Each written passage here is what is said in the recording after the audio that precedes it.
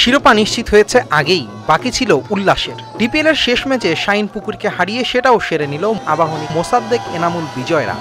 23 বারের চ্যাম্পিয়নদের সেলিব্রেশনে বাড়তি মাত্রা যোগ হয় প্রথমবারের মতো লিস্ট এ ক্রিকেটে 16 ম্যাচে অপরাজিত থেকে আসর শেষ করার রেকর্ড। 23 বারের চ্যাম্পিয়নদের সেলিব্রেশনে বাড়তি মাত্রা যোগ হয় প্রথমবারের মতো লিস্ট এ ক্রিকেটে 16 ম্যাচে অপরাজিত থেকে আসর শেষ করার রেকর্ডে। জিম্বাবুয়ে সিরিজে ব্যস্ত জাতীয় দলের ক্রিকেটারদের ছাড়াই মিরপুরে শাহিন পুকুরের দেয়া 235 রানের টার্গেটে খেলতে নেমে ম্যাচ সেরা এনামুল বিজয়ের সেঞ্চুরিতে ম্যাচ জেতে আবাহনী। আসর জুড়ে অপরাজিত থাকার রসায়ন জানালেন আবাহনী কোচ ও ক্যাপ্টেন। এবারই প্রথম যে আমরা আনবিটেন চ্যাম্পিয়ন হইলাম, সো এটা একটা দারুণ অনুভূতি আমার কাছে। ন্যাশনাল টিমের বাইরে যারা থাকে এদের জন্য রুজির জায়গায় কিন্তু এটা, সো এই জায়গাতে তারা যদি আসলে বেনিফিটেড না হইতে পারে তাহলে তাদের জন্য অবশ্যই খুব কঠিন।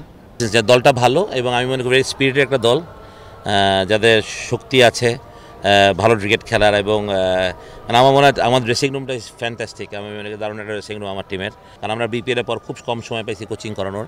বাট যেটা হয়, যেটা আপনি বললেন যে একটা দলকে গুছানোটা খুব ইম্পর্টেন্ট। আর সবচেয়ে বড় কথা, আমার সাথে প্রত্যেকটা ছেলে যেই রকম রিলেশন বা আমি ওদের প্রবলেমসগুলো খুব তাড়াতাড়ি ডিটেক্ট করতে পারি, কিংবা যখনই আমাদের কথা হয় আমি জানি যে কার মন খারাপ বা কার তা আমি সবসময় সাপোর্ট করার চেষ্টা করি। মানে এটা তো পারফরমেন্স প্রতিদিন তো সবার হবে না। বিকাশে কম খরচে ক্যাশ আউটের লিমিট বেড়ে 50,000, প্রিয় এজেন্টও 2টা।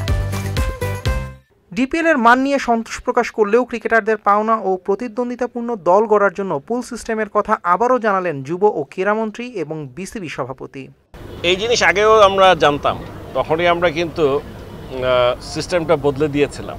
কিন্তু বদলে দেওয়ার কারণ পিছনে একটাই কারণ ছিল যে বোর্ড পে করবে, গ্যারেন্টি হবে, সব কিছু আমরা দায়িত্ব নিয়েছিলাম। কিন্তু প্লেয়াররাই তো চায় না, ওরা চায় না ওরা ওদের মতো করে ক্লাব বেছে নেবে।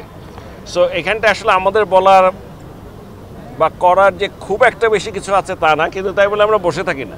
এর আগে যখনই কমপ্লেন এসছে আমরা চেষ্টা করেছি ওটাকে রিজলভ করার জন্য।